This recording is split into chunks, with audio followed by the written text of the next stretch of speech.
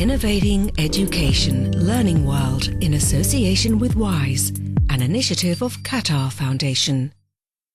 Are we getting closer to an era of having only digitized and electronic books? More and more pages are available on the web. Some educators have even started equipping students with portable reading devices, as we will see in our first report from Correze, France. Branwell is a 12-year-old English boy living in Correze in central France. Like all sixth form pupils in the region, he has been given an iPad at school as part of an experiment. At the end of the school year, does he think it has been useful? It's sort of a toy that's been given to us for free. We hardly use it at school. It's when we use it, we only use it for a few things that we use on the internet. No homework study, nothing really. It's a bit of a letdown, I would say.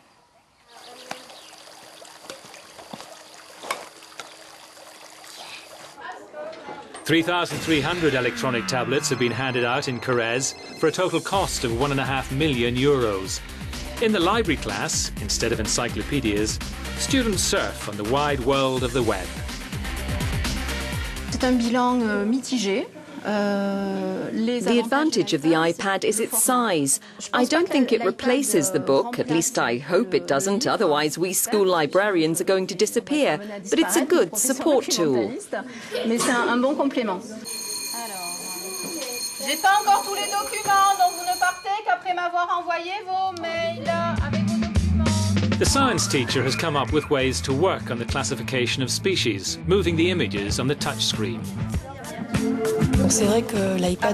The iPad is an innovative support tool.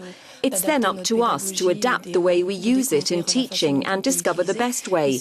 At the moment, I'm working on image processing, moving and editing them. It's very adaptable for that.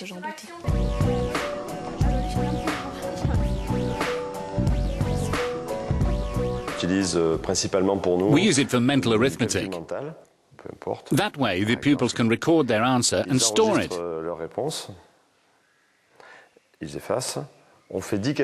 We have 10 questions like this, and at the end they have all the answers on one screen. But what do the students think of it after the novelty factor wears off? We play games on it, mainly carnivore, and we almost never have homework on it. I like looking at photos, going on Facebook, on YouTube, on emails and on the internet. If you break the iPad, everything's lost, while a book is always there. Correze College, the company who has organised this experiment, say the tablets are remarkably resistant. Only 1% have had maintenance issues, while 4% of laptops break sooner or later. But after a year of trials, it has become clear to the company the real issue is that of content. The vast majority of content today doesn't benefit fully from the iPad. We don't have interactivity, we don't embed enough sound and video samples. We don't use this tool to its full potential. Those are the areas we'll focus on in the coming months. Because editors are resisting the transition towards electronic textbooks, scared of losing revenues, small groups like Correze College are taking it upon themselves to provide educational content in French. A revolution is set to start from the bottom up. While books are starting to be part of the world of new technology, many believe there is still a long way to go before printed books vanish. I am now joined by Alan Gruen, the Associate Director of Public Services in Qatar Foundation's Central Library, for an insight into the future of books.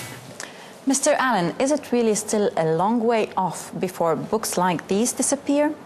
I really think so. There's a lot of advantages and disadvantages to both e-books and print books. And right now, e-books are really such a new thing that there's so many developments that need to happen before e-books will have a long-term future. What are the advantages and disadvantages of electronic books? E-books, it's really easy to find things, perhaps, really discrete pieces of information. I want to find a fact. But if I'm studying a novel, I need to have the whole thing in front of me. I need to have the whole picture.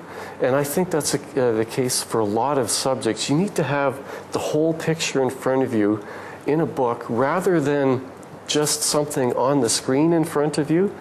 What about the poor countries? Tools for electronic books like iPads and Kindles aren't affordable. Does this mean that the gap between developed and developing countries will be even wider? I'm not an expert in the third world necessarily, but I think they can still have a good education. And I think e-books, online access helps with that process. There's still other things that need to happen. You still need good teachers, you need good facilities.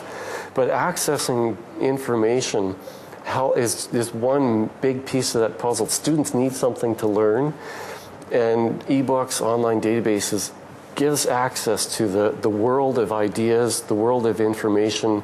Thank you, Mr. Allen. Thank you very much. In some poor countries, not only is the latest education technology unavailable, basic and traditional ones like books are out of reach for many Colombians living in remote areas. One devoted teacher has taken the initiative by bringing to young people a mobile public library on the back of his donkeys. Let's watch this inspiring report. The Biblioburo is a travelling library on the backs of two donkeys, Alpha and Beta. It was created in La Gloria, Colombia by Luis Soriano. The Biblioburo operates on Colombia's Caribbean shore. It started as a solution to a problem, but today it's not a solution, it's become a necessity, and is now an institution called Biblioburo. Soriano became fascinated with reading as a child. A primary school teacher by profession, he developed the idea after witnessing firsthand the power reading had on his students, most of whom had lived through many difficult times while still very young.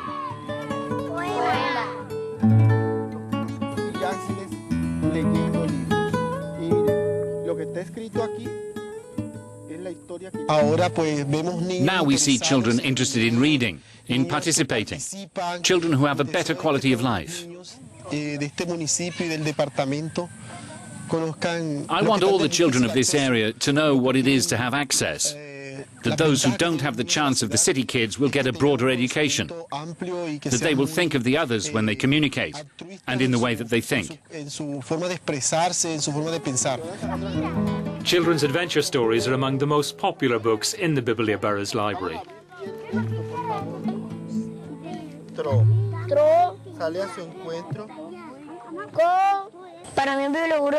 Biblioburo is really important because I learn to read and write, and I learn many things. We have fun, we play, we read, and sometimes we dream. Soriano has clocked up nearly 4,000 hours riding his donkeys, and at a price. In 2008, he fractured his leg when he fell off one of them. In 2006, he was set upon by bandits and tied to a tree when they found out he had no money. Despite having a limp, he has no intention of slowing down. Well, that's it for now from the Learning World team. We'll see you again next week. Goodbye. Learning World in association with WISE, an initiative of Qatar Foundation.